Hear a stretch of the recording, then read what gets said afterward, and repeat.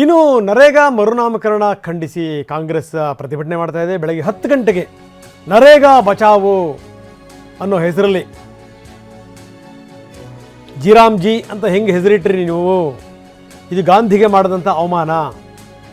Freedom ಪಾರ್ಕ್ನಲ್ಲಿ ನಡೆಯುವಂಥ ಪ್ರತಿಭಟನೆ. ಅದಾದ ಮೇಲೆ ಕಾಂಗ್ರೆಸ್ನಿಂದ ಲೋಕಭವನ ಚಲೋ ಕೂಡ ನಡೆಯುತ್ತೆ.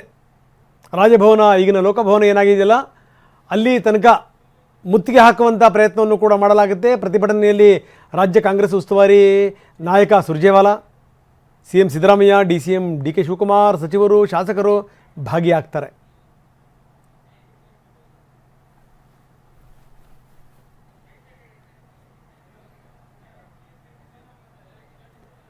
ಬನ್ನಿ, ನಮ್ಮ ಪ್ರತಿನಿಧಿ ಪ್ರಸನ್ನ ಈಗ ನಮ್ಮೊಂದಿಗೆ ನೇರ ಸಂಪರ್ಕದಲ್ಲಿದ್ದಾರೆ. ಜೊತೆಗೆ ಕಿರಣ್ ಕೂಡ ನಮ್ಮೊಂದಿಗೆ ನೇರ ಸಂಪರ್ಕದಲ್ಲಿದ್ದಾರೆ. BJP ಇದಕ್ಕೆ ಸಂಬಂಧಪಟ್ಟಂಗೆ ಯಾವ ರೀತಿ ಪ್ರತಿಭಟನೆ ಮಾಡ್ತಾ ಇದೆ ಅದಕ್ಕೆ ಸಂಬಂಧಪಟ್ಟಂಗೆ ಕಿರಣ್ ಮಾಹಿತಿ ಕೊಡ್ತಾರೆ. ಬನ್ನಿ ಪ್ರಸನ್ನ ನಮ್ಮ ಜೊತೆಗಿದ್ದಾರೆ. ಪ್ರಸನ್ನ, ನಾವು ನೋಡ್ತಾ ಇದ್ದೀವಿ, ಬಹುಶಃ ನನಗೆ ಅನಿಸ್ತಾ ಇದೆ ಹಿಂದೆ ಅಷ್ಟಾಗಿ ನೆನಪಿಲ್ಲ, ಏನಾದರೂ ಬೇರೆ ಬೇರೆ ಸರ್ಕಾರಗಳಿದ್ದಂಥ ಸಂದರ್ಭದಲ್ಲಿ ಈ ರೀತಿ ರಾಜ್ಯಪಾಲರ ವಿರುದ್ಧನೇ ಹೋರಾಟ ಮಾಡಿ ಮುಖ್ಯಮಂತ್ರಿಗಳು, ಉಪಮುಖ್ಯಮಂತ್ರಿಗಳ ಸಹಿತವಾಗಿ, ಮಂತ್ರಿಗಳ ಸಹಿತವಾಗಿ, ಶಾಸಕರ ಸಹಿತವಾಗಿ ಎಲ್ಲರೂ ಹೋಗಿ ಈ ಲೋಕಭವನವನ್ನು ಮುತ್ತಿಗೆ ಹಾಕುವಂಥದ್ದು, ಅಲ್ಲಿ ತನಕ ಲೋಕಭವನ ಚಲೋ ಮಾಡಿದ್ದು ಅಷ್ಟಾಗಿ ನೆನಪಿಲ್ಲ. ಈ ರೀತಿ ಹಿಂದೆ ಎಂದಾದರೂ ಘಟನಾವಳಿಗಳಾಗಿದೆಯಾ?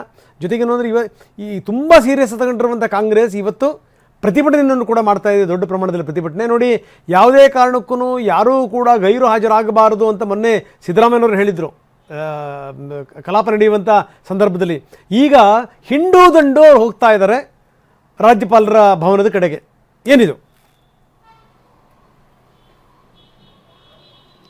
ರಂಗನಾಥ್, ರಾಜ್ಯಪಾಲರ ವಿರುದ್ಧ ಇದೀಗ ಕಾಂಗ್ರೆಸ್ನ ಆಕ್ರೋಶ ಎರಡು ರೀತಿಯಲ್ಲಿದೆ. ಒಂದು, ಅವರು ಸರಿಯಾದಂಥ ರೀತಿಯಲ್ಲಿ ಸದನವನ್ನು ನಡೆಸಲಿಲ್ಲ, ಭಾಷಣವನ್ನು ಮಾಡಲಿಲ್ಲ ಅನ್ನುವಂಥದ್ದು ಒಂದು. ಇನ್ನೊಂದು, ಕೇಂದ್ರ ಸರ್ಕಾರದ ವಿರುದ್ಧ ಕೂಡ ಕಾಂಗ್ರೆಸ್ ಬಹುದೊಡ್ಡ ಆಕ್ರೋಶವನ್ನು ವ್ಯಕ್ತಪಡಿಸ್ತಾ ಇದೆ. VBG ರಾಮ್ಜಿ ಕಾಯ್ದೆಯನ್ನು ತಂದಿರುವಂತಹ ಕೇಂದ್ರ ಸರ್ಕಾರದ ವಿರುದ್ಧ ಇವತ್ತು ಅಬ್ಬರಿಸಿ ಬೊಬ್ಬಿರಿಯೋದಕ್ಕೆ ಕಾಂಗ್ರೆಸ್ನ ನಾಯಕರು ಸಜ್ಜಾಗಿದ್ದಾರೆ. ಸದನ ನಡೀತಾ ಇರುವಂತಹ ಸಂದರ್ಭದಲ್ಲಿ ಈ ರೀತಿಯ ಪ್ರತಿಭಟನೆಯನ್ನು ಕಾಂಗ್ರೆಸ್ ಹಮ್ಮಿಕೊಂಡಿರುವುದು ಕೂಡ ಸಾಕಷ್ಟು ಚರ್ಚೆಗೆ ಗ್ರಾಸವಾಗಿದೆ. ಇವತ್ತು ವಿಧಾನಮಂಡಲ ಅಧಿವೇಶನ ಇದೆ.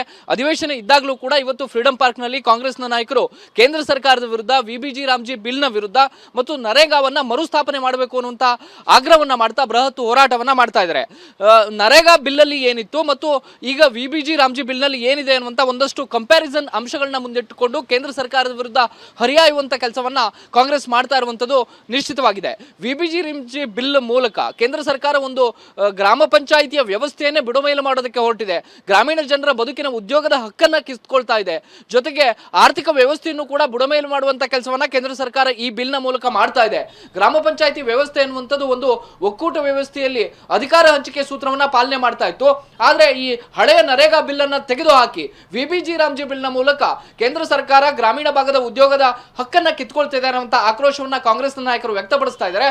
ಹೀಗಾಗಿ ಮುಖ್ಯಮಂತ್ರಿಗಳು ಸದನಕ್ಕಿಂತ ಮುಂಚಿತವಾಗಿಯೇ ಫ್ರೀಡಂ ಪಾರ್ಕಿಗೆ ಬಂದು ಅಲ್ಲಿ ಪ್ರತಿಭಟನೆಯನ್ನು ನಡೆಸಿ ಬಳಿಕ ರಾಜಭವನ್ ಚಲೋ ಅಂದ್ರೆ ಲೋಕಭವನ್ ಚಲೋ ಮಾಡೋದಕ್ಕೆ ಈಗಾಗಲೇ ತೀರ್ಮಾನವನ್ನು ತೆಗೆದುಕೊಳ್ಳಲಾಗಿದೆ. ಕಾಂಗ್ರೆಸ್ನ ನಾಯಕ ರಣದೀಪ್ ಸಿಂಗ್ ಸುರ್ಜೇವಾಲಾ ಅವರು ಕಳೆದ 16 ತಿಂಗಳುಗಳಿಂದ ಮಾಯವಾಗಿ ಬಿಟ್ಟಿದ್ರು. ಅವರು ಏಕಾಏಕಿ ಇವತ್ತು ಪ್ರತಿಭಟನೆಯಲ್ಲಿ ಭಾಗಿಯಾಗುವ ಮೂಲಕ ಮತ್ತೆ ರಾಜ್ಯ ರಾಜಕಾರಣದ ಒಂದಷ್ಟು ಅಂಶಗಳನ್ನ ಹತ್ತಿರದಿಂದ ಗಮನಿಸೋದಕ್ಕೆ ಬೆಂಗಳೂರಿಗೆ ಬಂದಿದ್ದಾರೆ. ಕಾಂಗ್ರೆಸ್ ಸಹಜವಾಗಿ ಈ ಒಂದು ಪ್ರತಿಭಟನೆಯನ್ನ ಬಹಳ ಗಂಭೀರವಾಗಿ ಪರಿಗಣಿಸಿದೆ. ರಂಗನಾಥ್, ನೀವು ಸಂಪರ್ಕದಲ್ಲಿ ಪ್ರಸನ್ನ, ಇನ್ನಷ್ಟು ಮಾತಾಡ್ತೀನಿ. ಸರ್ಕಾರದ ವಿರುದ್ಧ ಇವತ್ತು BJP ಮತ್ತು JDS ಜಂಟಿ ಹೋರಾಟ ಮಾಡ್ತಾ ಇವೆ. ರಾಜ್ಯಪಾಲರು ಮಾತಾಡುವಂಥ ಸಂದರ್ಭದಲ್ಲಿ, ಜೊತೆಗೆ ರಾಜ್ಯಪಾಲರು ಹೋಗುವಂಥ ಸಂದರ್ಭದಲ್ಲಿ ಅಡ್ಡಿಪಡಿಸಿದಂಥ ಶಾಸಕರುಗಳು ಅವ್ರನ್ನ ಅಮಾನತು ಮಾಡಬೇಕು ಅಂತ, ಇನ್ಕ್ಲೂಡಿಂಗ್ ಹರಿಪ್ರಸಾದ್, ಜೊತೆಗೆ ಅಬಕಾರಿ ಸಚಿವರು ರಾಜೀನಾಮೆ ಕೊಡಬೇಕು, ಈ ರೀತಿ ಹಲವಾರು ಪಾಯಿಂಟ್ಸ್ಗಳನ್ನು ಇಟ್ಕೊಂಡು BJP JDS ಪ್ರತಿಭಟನೆ ಮಾಡ್ತಾ ಇವೆ. ಬೆಳಗ್ಗೆ 10:30ಕ್ಕೆ ವಿಧಾನಸೌಧದ ಗಾಂಧಿ ಪ್ರತಿಮೆ ಮುಂದೆ ಪ್ರತಿಭಟನೆ ಆಗುತ್ತೆ. ಸುರೇಶ್ ಕುಮಾರ್ ಮಾತಾಡಿದ್ದಾರೆ. ಅಂದರೆ ಇಡೀ ರಾಜ್ಯ ಸರ್ಕಾರವೇ ರಾಜ್ಯಪಾಲರ ವಿರುದ್ಧ ಈ ಹೋರಾಟಕ್ಕೆ ಇಳಿದಿದೆಯಲ್ಲ, ಅದಕ್ಕೆ ಸಂಬಂಧಪಟ್ಟಂಗೆ BJP ಹಿರಿಯ ನಾಯಕ ಸುರೇಶ್ ಕುಮಾರ್ ಮಾತಾಡಿದ್ದಾರೆ. ಬನ್ನಿ, ಏನು ಹೇಳ್ತಾರೆ ನೋಡೋಣ. ಅಧಿವೇಶನದಲ್ಲಿ ಮೊದಲು ಪ್ರಶ್ನೋತ್ತರ ಮತ್ತು ರಾಜ್ಯಪಾಲರ ಭಾಷಣ ಏನು ಮಾಡಿದ್ದಾರೆ ಅದರ ಮೇಲೆ ವಂದನಾರ್ಪಣೆ ನಿರ್ಣಯದ ಬಗ್ಗೆ ಚರ್ಚೆ ಅಂತ ಅಜೆಂಡಾದಲ್ಲಿ ಬಂದಿದೆ. ಇವತ್ತೇ 11 ಗಂಟೆಗೆ ಫ್ರೀಡಂ ಪಾರ್ಕಿಂದ ಲೋಕಭವನಕ್ಕೆ ಮುತ್ತಿಗೆ ಅನ್ನೋ ಕಾರ್ಯಕ್ರಮವನ್ನು ಕಾಂಗ್ರೆಸ್ ಪಕ್ಷ, ಆಳುವ ಪಕ್ಷ, ರಾಜ್ಯದ ಆಡಳಿತ ಪಕ್ಷ ಹಮ್ಮಿಕೊಂಡಿದೆ ಮತ್ತು ತನ್ನೆಲ್ಲ ಶಾಸಕರು ಕೂಡ ಭಾಗವಹಿಸಬೇಕು ಅಂತ ಹೇಳಿದೆ. ಅಧಿವೇಶನ ನಡೀತಾ ಇರುವಾಗ ಈ ರೀತಿ ಕಾರ್ಯಕ್ರಮ ಹಾಕೊಳ್ಳೋದು ಎಷ್ಟು ಮಟ್ಟಿಗೆ ಸಮಂಜಸ ಅನ್ನೋದು ಒಂದು ಪ್ರಶ್ನೆ. ಎರಡನೇದು, ಲೋಕಭವನಕ್ಕೆ ಮುತ್ತಿಗೆ ಕಾರ್ಯಕ್ರಮನ ಆಡಳಿತ ಪಕ್ಷವೇ ಮಾಡಿದ್ರೆ ಇನ್ನು ಬೇರೆ ಮುತ್ತಿಗೆ ಕಾರ್ಯಕ್ರಮನ ಬೇರೆ ಪಕ್ಷದವ್ರಿಗೂ ಕೂಡ ಮಾಡಕ್ಕೆ ಬಿಡಬೇಕಾಗತ್ತೆ. ಈಗಾಗಲೇ ಉಚ್ಚ ನ್ಯಾಯಾಲಯ ಹೇಳಿದೆ, ರಸ್ತೆನ ಯಾವುದೇ ಹೋರಾಟಕ್ಕೆ ಉಪಯೋಗಿಸ್ಕೋಬಾರ್ದು ಅಂತ ಹೇಳಿದೆ. ಆಮೇಲೆ ಮೂರನೇದು, ಆಡಳಿತ ಪಕ್ಷವೇ ಬೀದಿಗಿಡಿಯೋದು ಎಷ್ಟು ಮಟ್ಟಿಗೆ ಸಮಂಜಸ? ಈಗ ಇವರು ವಿರೋಧಿಸ್ತಾರದು VBG ರಾಮ್ ಜಿ ಉದ್ಯೋಗ ಖಾತರಿ ಯೋಜನೆ ಏನಿದೆ ಅದರ ವಿರುದ್ಧ ಇವರ ಪ್ರತಿಭಟನೆ. ಇದು ಈಗಾಗಲೇ ಲೋಕಸಭೆ ರಾಜ್ಯಸಭೆಯಲ್ಲಿ ಚರ್ಚೆಯಾಗಿ ಅನುಮೋದನೆ ಪಡೆದು ರಾಷ್ಟ್ರಪತಿಗಳ ಅಂಕಿತನೂ ಕೂಡ ಆಗಿದೆ. ಅಂದರೆ ಇದು ನೆಲದ ಕಾನೂನು. ಈ ನೆಲದ ಕಾನೂನು ಬಗ್ಗೆ ಈ ರೀತಿ ಆಡಳಿತ ಪಕ್ಷ, ಒಂದು ಜವಾಬ್ದಾರಿಯುತ ಆಡಳಿತ ಪಕ್ಷ ಬೀದಿಗಿಳಿದು ಹೋರಾಟ ಮಾಡೋದು ಯಾವುದೇ ರೀತಿ ಸಮಂಜಸ ಅಲ್ಲ, ಸೂಕ್ತ ಅಲ್ಲ. ಎಸ್, ಈ ರೀತಿ ಆಡಳಿತ ಪಕ್ಷವೇ ಹೋರಾಟ ಮಾಡುವಂಥದ್ದು ಸಮಂಜಸ ಅಲ್ಲ, ಸೂಕ್ತ ಅಲ್ಲ ಅಂತಾರೆ ಸುರೇಶ್ ಕುಮಾರ್. ಬನ್ನಿ, ನಮ್ಮ ಪ್ರತಿನಿಧಿ ಕಿರಣ್ ಈಗ ನಮ್ಮೊಂದಿಗೆ ನೇರ ಸಂಪರ್ಕದಲ್ಲಿದೆ. ಕಿರಣ್ ನಿಡಕ ನಾವು ನೋಡ್ತಾ ಇದ್ದೀವಿ ಈಗಲೇ, ಈಗ BJPಗೆ ಇದು ಕೂಡ ಒಂದು ಅಸ್ತ್ರವೇ. BJP ಇದನ್ನು ವಿರೋಧ ಮಾಡ್ತಾ ಇದೆ. ಜೊತೆಗೆ ಇದಿಷ್ಟು ಮಾತ್ರ ಅಲ್ಲ, ಹಲವಾರು ವಿಚಾರಗಳನ್ನು ಎತ್ಕೊಂಡು ಕೆಲ ಮಂತ್ರಿಗಳ ರಾಜೀನಾಮೆಗೂ ಕೂಡ ಒತ್ತಾಯಿಸಿ ಆಗ್ತಿರುವಂಥ ಪ್ರತಿಭಟನೆ ಏನಿದೆ, ಹೆಚ್ಚಿನ ವಿವರ? ರಂಗನಾಥ್, ಇವತ್ತು ವಿಪಕ್ಷ ಬಿಜೆಪಿ ಪ್ರತಿಭಟನೆಯನ್ನ ಮಾಡ್ತಾ ಇರುವಂತದ್ದು ಕಾಂಗ್ರೆಸ್ ಅಂದ್ರೆ ಆಡಳಿತ ಪಕ್ಷ ಮಾಡ್ತಿರುವಂತಹ ಪ್ರತಿಭಟನೆಗೆ ಕೌಂಟರ್ ಆಗಿ ಈ ಪ್ರತಿಭಟನೆಯನ್ನ ಬಿಜೆಪಿ ಮತ್ತು JDS ಮಾಡ್ತವೆ.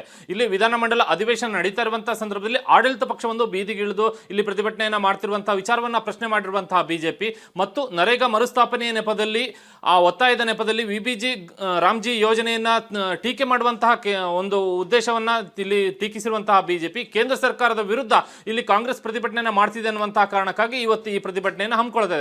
ಪ್ರಮುಖವಾಗಿ ಇಲ್ಲಿ ಕೇಂದ್ರ ಸರ್ಕಾರದ ವಿರುದ್ಧ ಟೀಕೆಯನ್ನು ಮಾಡುವಂತಹ ಸಂದರ್ಭದಲ್ಲಿ ಇಲ್ಲಿ ಕೇಂದ್ರ ಸರ್ಕಾರ ಜಾರಿಗೆ ತಂದಿರುವಂತಹ ಯೋಜನೆಯ ಉದ್ದೇಶವನ್ನ ತಪ್ಪಾಗಿ ಇಲ್ಲಿ ಜನರಿಗೆ ಕಾಂಗ್ರೆಸ್ ಮಾಹಿತಿಯನ್ನು ಕೊಡ್ತಾ ಇದೆ ಅನ್ನುವಂಥದ್ದು ಕೂಡ ಬಿಜೆಪಿ ಆರೋಪ ಇರುವಂಥದ್ದು. ಹೀಗಾಗಿ ಇದನ್ನೇ ಪ್ರಧಾನವಾಗಿ ಇಟ್ಟುಕೊಂಡು ಇವತ್ತು ವಿಧಾನಸೌಧ ಆವರಣದಲ್ಲಿ ಗಾಂಧಿ ಪ್ರತಿಮೆ ಎದುರು ಬಿಜೆಪಿ ಹಾಗೂ ಕೇಂದ್ರದಲ್ಲಿ ಪಾಲುದಾರ ಪಕ್ಷವಾಗಿರುವಂತಹ JDS ನ ಜೊತೆಗೂಡಿ ಪ್ರತಿಭಟನೆಯನ್ನ ಮಾಡಲಾಗ್ತಿದೆ. ಇದರ ಜೊತೆಗೆ ಈ ಒಂದು ವಿಚಾರದ ಜೊತೆಗೆ ಇಲ್ಲಿ ಬಳ್ಳಾರಿಯಲ್ಲಿ ಶಾಸಕ ಜನಾರ್ದನ್ ರೆಡ್ಡಿ ಅವರ ಮನೆ ಮೇಲಿನ ದಾಳಿಯ ವಿಚಾರವನ್ನ ಒಳಗೊಂಡಂತಹ ರೀತಿಯಲ್ಲಿ ರಾಜ್ಯದಲ್ಲಿ ಕಾನೂನು ಸುವ್ಯವಸ್ಥೆ ಕುಸಿದಿದೆ ಅನ್ನುವಂತಹ ವಿಚಾರ.